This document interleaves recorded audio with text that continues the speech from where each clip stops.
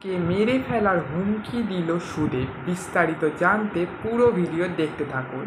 দেখা যায় হসপিটালে লাজুর দিকে তেড়ে এসে সুদেব বলে, তোকে আজ আমি মেরেই ফেলবো।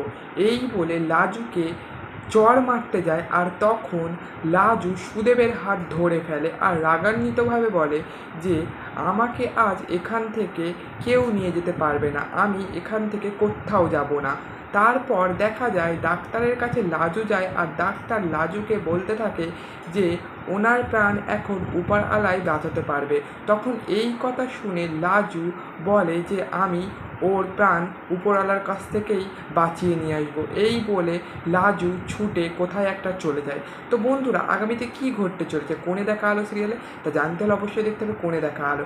আর আমাদের চ্যানেলকে সাবস্ক্রাইব করে রাখতে হবে এরকমই নিত্য নতুন আপডেট পাওয়ার জন্য। ততক্ষণ সাথে থাকুন, পাশে থাকুন। ধন্যবাদ। আর আপনাদের মূল্যবান মতামত আমাদের কমেন্টে জানিয়ে দেন।